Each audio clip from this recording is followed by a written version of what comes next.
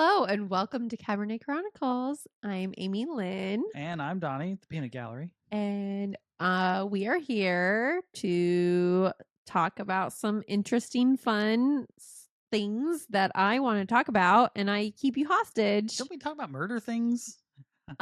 Well, today is not murder things. Today's Really? more uplifting Oh, things. good. Okay, I was gonna say. Yeah, because you're really bad at murder things, so we're gonna not do so many murder things as much.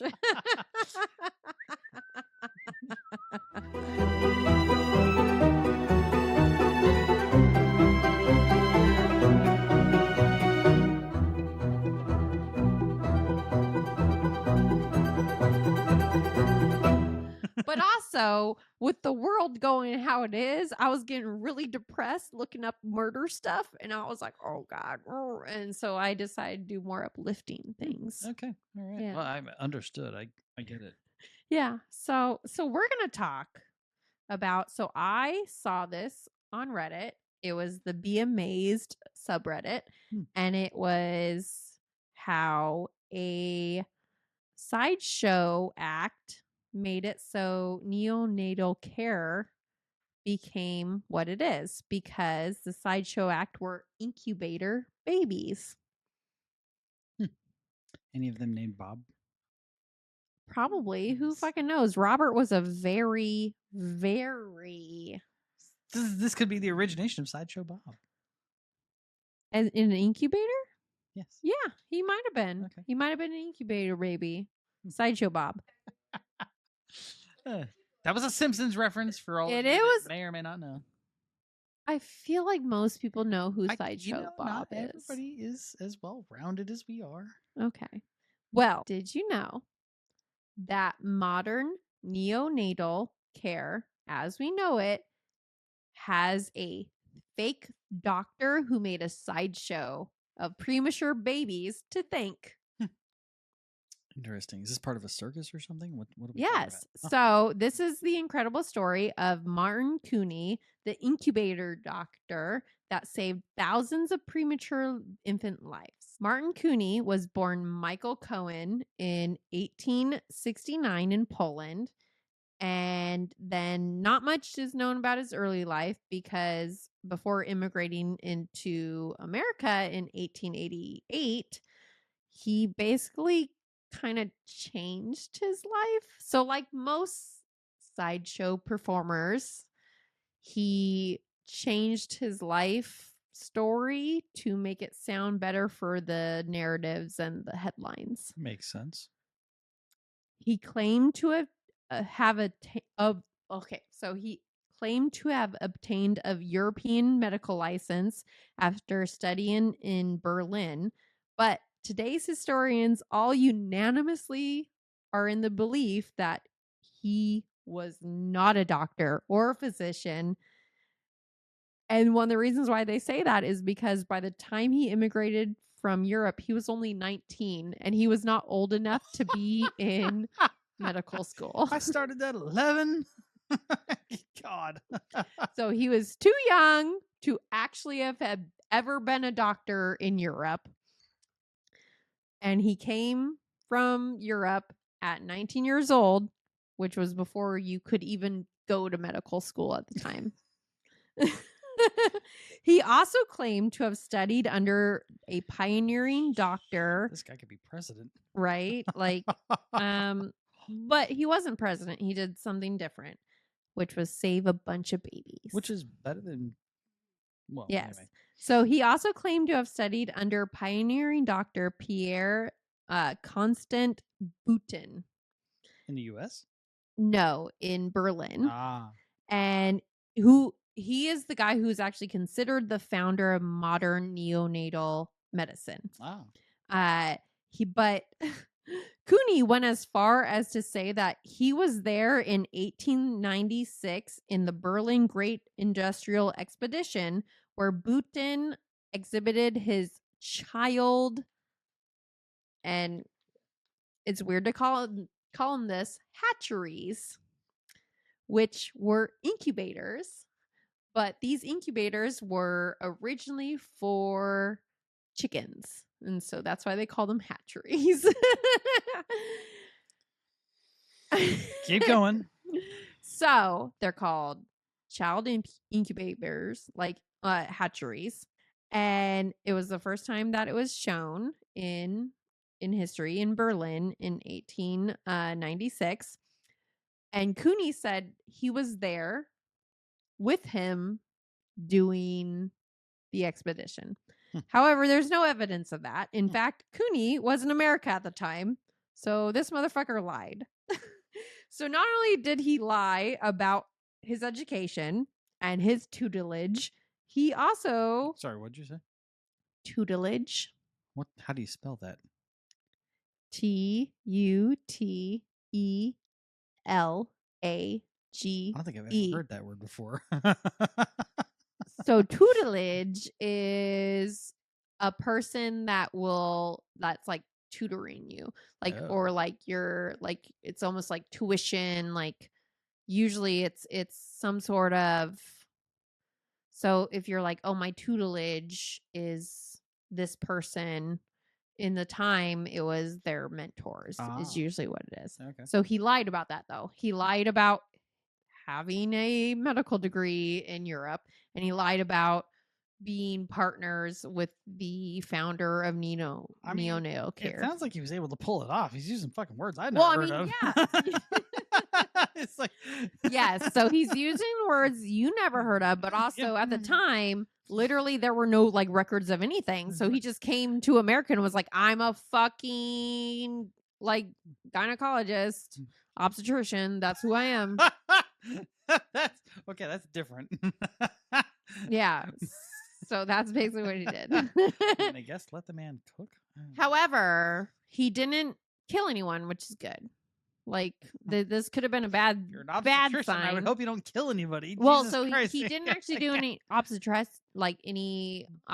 stuff. He did. He just started really with the neonatal care. So he might have lied about his education and his mentorship and everything. However, he started using incubators as presented by Budin to save babies' lives, including his own daughter's. Okay.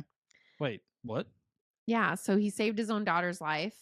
With an incubator. With an incubator because she was born 6 weeks early. Ooh. I mean, shit. If he's actually done it and has experience with it. Yeah. Well, let me tell you all about it. So he learned about what Budin was doing in Germany, and then he decided to do it in America. But in America, they weren't quite ready to have it as a medical thing. So instead, he did it as a sideshow act. So in 1903, Cooney set up 2 sideshows at each of Coney Island's main amusement parks. So one is Luna Park, and the second is Dreamland. And he's using like fetuses for this? No, fetus, premature babies. Yeah, preemies. So at the time, premature babies were looked at as they were just going to die. So if you had a premature baby, most likely 3 out of 4 premature babies died. Whoa. So his whole proposal is basically incubate them and bring them to a level of health, and which is what they did with chickens, like chicken eggs. Yeah. So he set up these things, and Dreamland, I don't know if you know about Dreamland, but Dreamland is quite infamous because in 1911 it burned down the night before it opened. And however, the incubator babies were all saved by the NYPD. Wow. So those infants were transferred to the Luna Park sideshow, and the Luna Park sideshow ran for 40 years. Whoa. The proceeds from the sideshow would fund the care of the babies and the maintenance of their child hatcheries, as they call them, because, oh boy, was it expensive. So a single exhibit. All I can see is Danny DeVito pushing out of the egg in the meme. Like that's Well, so like incubators now, like you see them and you're like, they warm the babies up. yeah, I mean it's and fairly everything. normal. I mean, Yeah, but back then it was not. interesting. This was like so crazy that it was a sideshow act. That's fucking weird. Like, well, it can't be in science and medical industry. So let's do it as a sideshow. Yes. And it was so expensive. At the time, it cost $75,000. But it's just a today, no. space. Today, that's $1.5 million. Oh, good God. It's a hell of a sideshow. What are you charging per ticket for that? Oh, I'll tell you. 25 cents a ticket. Which is... Oh, I didn't do the math on that. Math. If 75,000 is now 1.5, 25 cents is probably what? $30? Maybe 150? I don't know. I don't know either. Bad math. Don't listen. Bad math. That's not what we're here for. I didn't pay the math budget. I'm sorry. Wait, we have a math budget? No, obviously not, because I didn't fucking do that math. But because of the expense and the fact that it wasn't studied in a scientific environment, that's why doctors were hesitant to get on board with the idea of saving premature babies in incubators. Dude, the difference between amateur and fucking scientists is just writing the shit down. It's kind of true, actually. But in fact, 3 out of 4 premature babies died back in that day. They just kind of gave up on them. Yeah, but with or without incubator status. These are pre-incubator. These are this is doctors. They gave up on premature babies. Okay. To the point where 3 out of 4 premature babies died. Done for. And 75% death rate. Yeah, that's a 75% death rate. I love that you know math and you have obviously paid math budget in your own mind, because 75 death rate, it's loose. No, that's a great comparison, because by the time the Coney Island Luna Park exhibit closed, Cooney had seen 8,000 babies come through his care. Holy shit. And of those, he saved 6,500 of those babies. So 8,000 babies, 6,500, including his daughter in 1907. That's gonna be like 70%. So it's 85%. Oh, fuck, there you go. You did math. 85%. I did pay the math budget for that part. So he had a success rate of more than 85%. Wow. So yeah, that's you cannot going from 75% premature death rate to 85% success saved rate. Holy shit, that's great. You can't deny that. No, you absolutely can't deny that. But that's numbers, and people wrote that shit down, and there's the difference. Right. So I told you that it was 85% that he had saved. It was a success rate of 85%. Wow. And one of those premature babies was a woman named Lucille Horn, and she was born in 1920. Okay. And she and her twin were both born prematurely and weighed just 2 pounds at birth. Holy shit. Her twin unfortunately died shortly after they were born. Oh, no. And without the help of the Cooney Sideshow, Horn would have also joined her sister in death. So Horn told her daughter in an interview, quote, yes.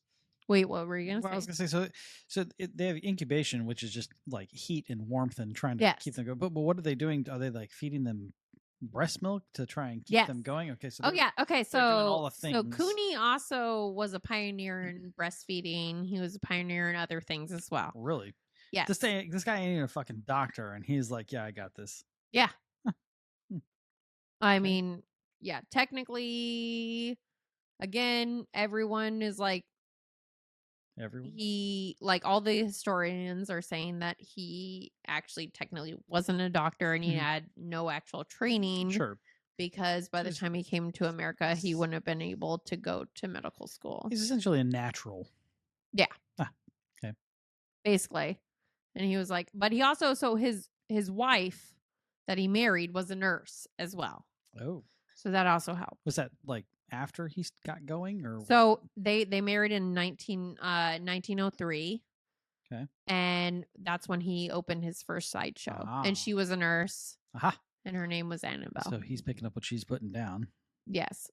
But he also he followed all of the other doctors to see what was happening and see what was going on I wonder what level of credit she deserves in all of this. Oh, probably a lot. Yeah, I was gonna say, because I'm guessing a lot. Back in the day, like the front runner was probably the guy. Oh, I'm guessing. I'm guessing a good amount. Yeah, I'm guessing a good amount. The natural sounds more like the female. Yeah, maybe. Anyway. Allegedly, who knows? But one of the premature babies was named Lucille Horn, and she was born in 1920. She and her twin were born prematurely and only weighed 2 pounds, and her twin unfortunately died.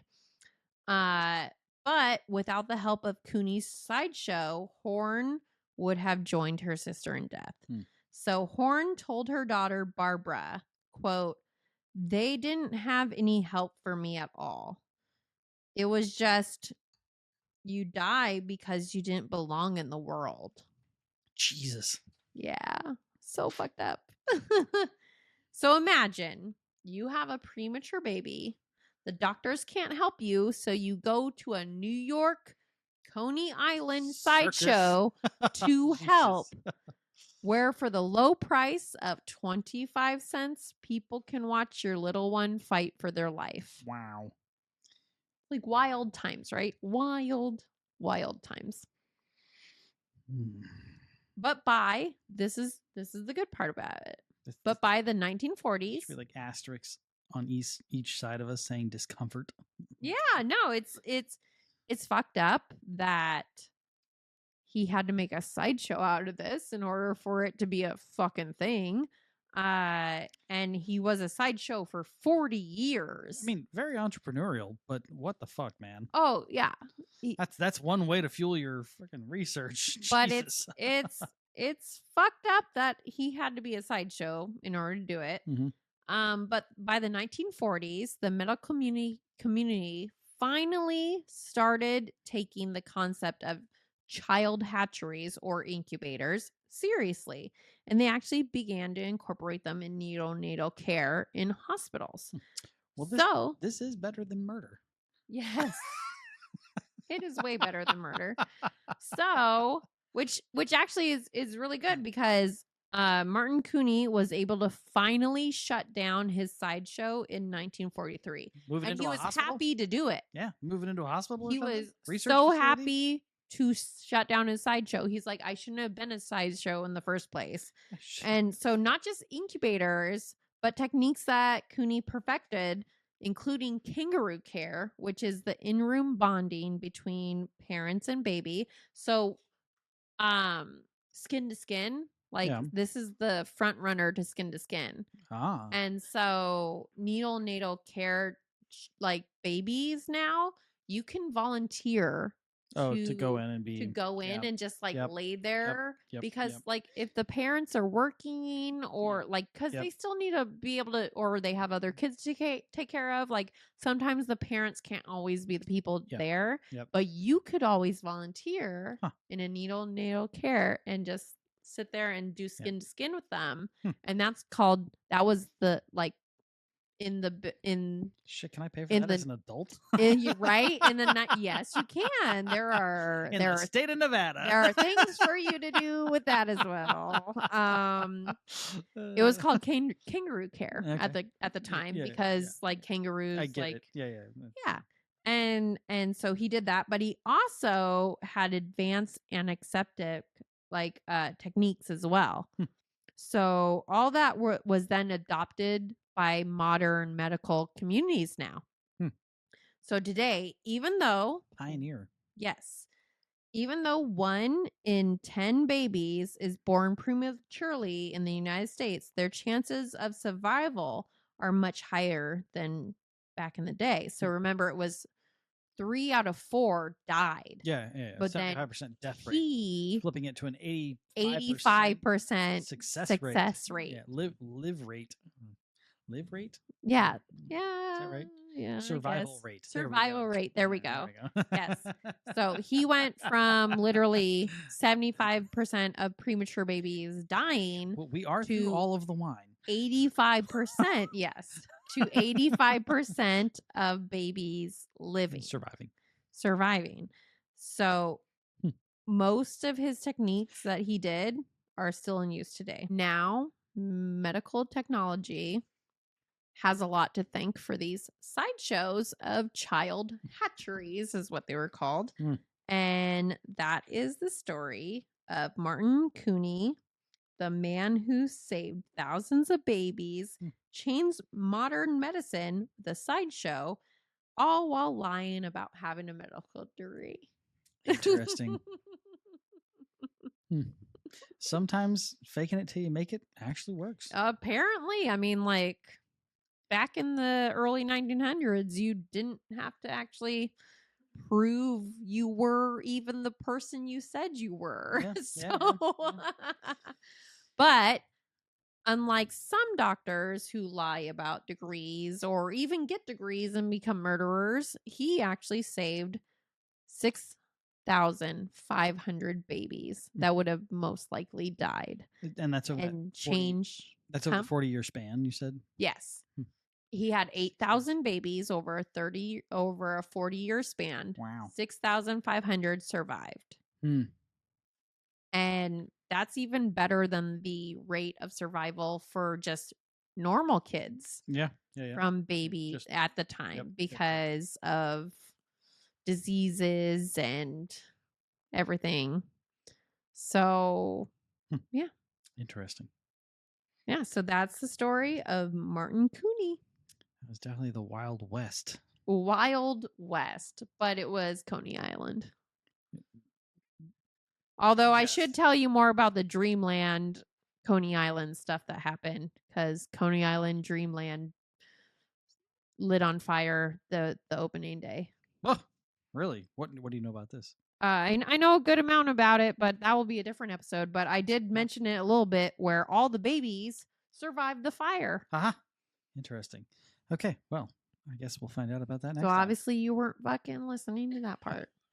I was listening to it. I was just trying to elaborate a little bit, but apparently it's going to be a whole other episode. Oh, yeah, that will be a different episode. It's a whole thing. I was lobbing it up there for you. And literally don't go to opening day on anything. Jesus Christ. That's what I've learned about the Dreamland stuff. Oh God. No matter what. Don't go opening day. Wait for day 2. Yes. But also, I mean, if there's a sideshow of babies and incubators, apparently go and pay for it and then help save a bunch of babies. The fuck?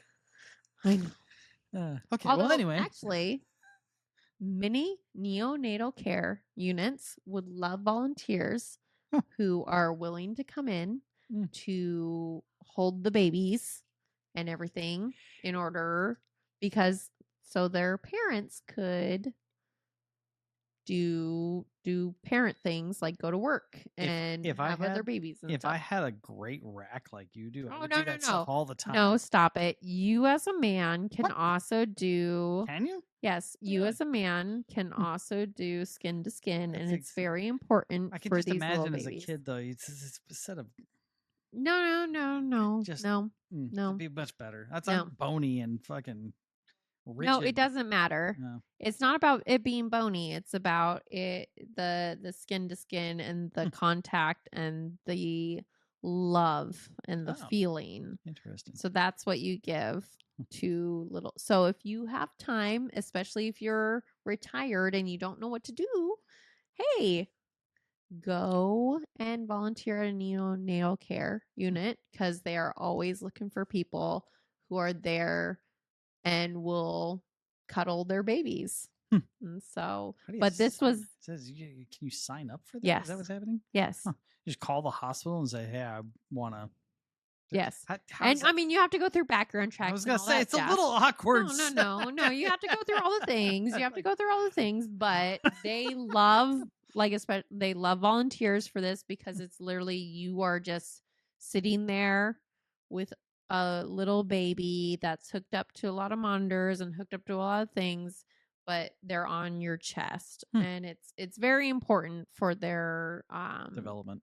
Their development. And part of this happened because of a sideshow in the early 1900s where a man was like, no, I'm going to try to save these babies by having them in incubators, but also kangaroo care. I was going to say, okay. Yeah. It's the kangaroo care part as well. So, yes. So, if you can, definitely look into going to do that because it will help so many little tiny babies. And thank you so much for coming and watching this and being a part of this. This is Cabernet Chronicles with Amy Lynn. And the peanut gallery, Donnie. And please like and subscribe, and we will see you next time. Bye.